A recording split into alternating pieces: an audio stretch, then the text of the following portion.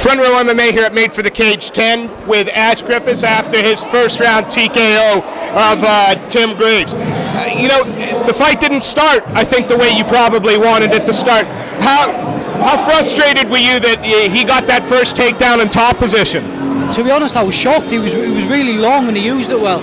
Normally, I'm good at reversing from the clinch, and when I went to reverse, his leg was still behind mine. He was that long, so he shocked us, but obviously I just overcame it and took charge. Yeah, I mean, he threw a few. He tried to land a little bit of ground and pound. He tried to land a few elbows. Looking at you, it's obvious that your movement kept you fairly safe from that.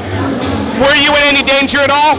No, I personally, to be honest, I don't think he caught us clean at all. I was trying to get my hips out and go outside, but he was leaving a lot of space in between me and him when he was elbowed. So I was using that to kind of defend myself.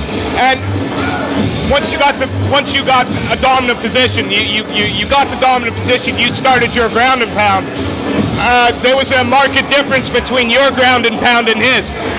Is that the kind of way you hope to finish a lot of your fights, using striking from the top? To be honest, I'm happy wherever the fight goes. Obviously, for a lot of this fight, I was on my back. Obviously, I'd much rather be on my top game, as I showed. I went for the armbar and he was really long again. He got out of it. So obviously, as he got out of it, I kept the arm pinned to go up the ground and pound. But I think I like the pin. I like to be on top, so I can see a lot finishing by ground and pound. Yeah. And this puts you 2-0 now. It's against tough opposition. You haven't fought a can or a bum yet. Well, where do you want to go next? To be honest, I'm happy to fight anyone. I'm managed by Made for the Cage. I was one of the first semi-pros to get signed by them, so I'll leave it with them.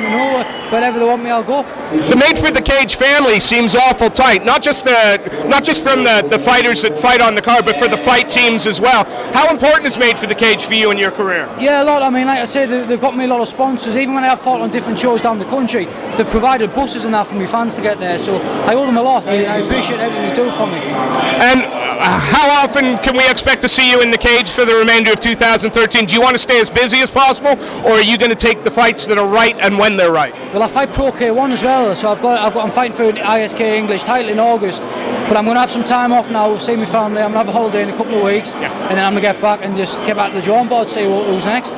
Now you say you've got this Pro K1 title coming up.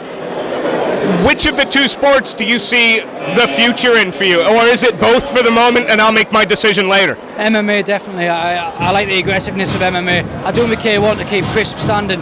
Obviously, I like a bit of a brawl every now and again. It's a lot less risky doing it in K1 than it is MMA. Look, it was a fantastic performance again from a very bad position. I think he had you almost mounted at one point. You were calm, you were collected, you got that transition, and then you finished the fight. Is there anybody you want to give a shout out to? Anybody you'd like to thank? I'd just like to thank Made for the Cage for getting the fight sorted. I'd like to thank Machine Lad and J1 Nutrition, obviously my girlfriend Rebecca, for putting up with all my bad moods. Ash, thank you so much for your time. A great performance. Thank you.